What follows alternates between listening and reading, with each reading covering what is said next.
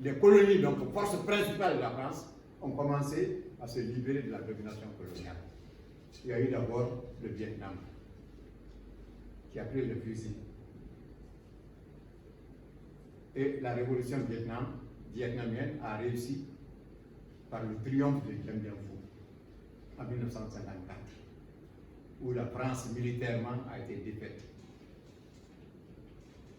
Quelques mois à peine après, c'est l'Algérie qui prend le fusil pour se libérer de la domination coloniale française.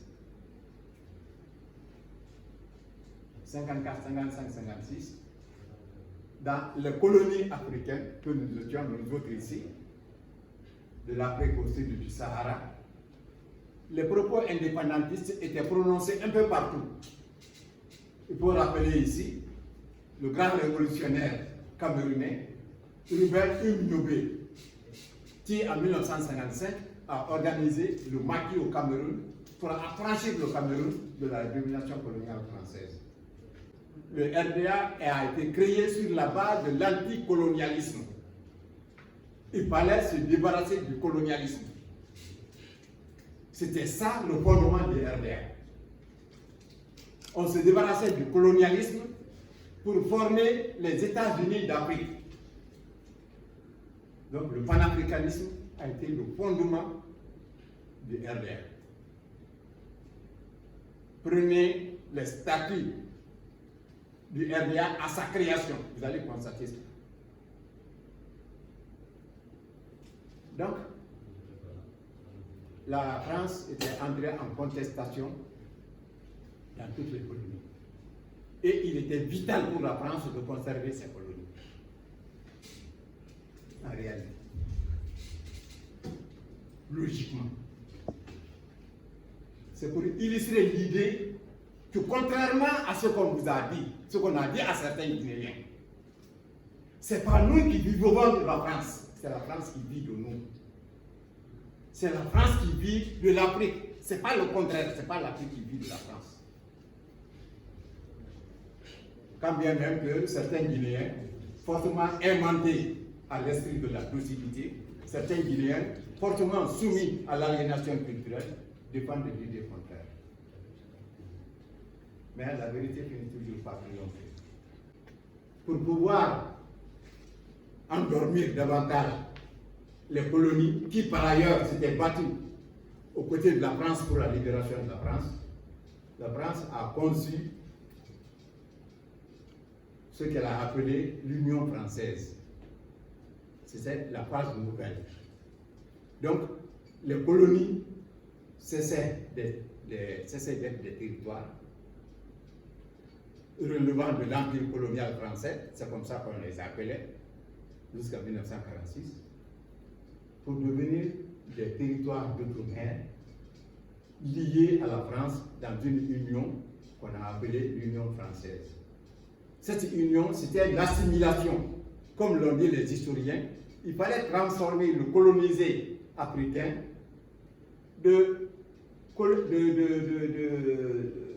d'Africains français en français africain. C'était ça l'assimilation. Il fallait que nous nous habillions comme les Français, que nous mangions comme les Français. Peut-être vos grands-pères vous l'ont dit, ou vos arrière-grands-pères, et puis un moment où on exigeait du fonctionnaire de manger à table, avec pierre et fourchette. Et il y avait des gens pour contrôler ça. Votre abassement dans l'administration en dépendait. Et il fallait surtout s'habiller comme le blanc. Ça a été la période qu'on a appelée la période de l'Union française, avec la 4e République. C'est cette politique qui a échoué. Le général de Gaulle vient donc, il dit qu'il faut mettre une croix sur la 4e République, qu'il a appelée la République des partis politiques. Mettant une croix sur la 4e République, il fallait mettre en place la 5e République. La 5e République à partir d'une nouvelle constitution. Donc, revenu au pouvoir en mai 1958, le premier travail que le général de Gaulle s'est imposé, c'était la définition d'une nouvelle constitution pour régler les rapports entre la France et ses colonies. ou ses possessions. Pour aller vite, la rédaction de cette nouvelle constitution est terminée en fin juillet, début août.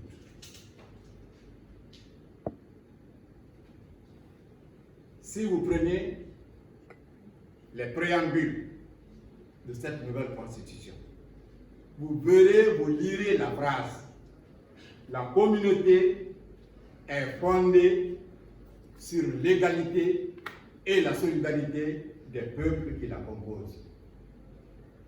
C'est la définition de la communauté. Je reprends la phrase. La communauté est fondée sur l'égalité et la solidarité des peuples qui la composent. Fin de citation.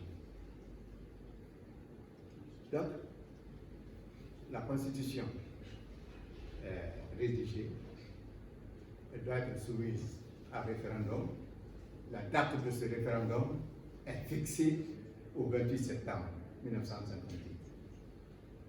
Entre-temps, le chef du gouvernement, le général de Gaulle, qui doit définir la politique de la France dans tous les domaines, qui doit défendre cette politique de la France, et qui est le premier responsable de cette constitution, le général de Gaulle, parcourt les colonies pour faire la campagne en faveur du vote du oui pour la constitution.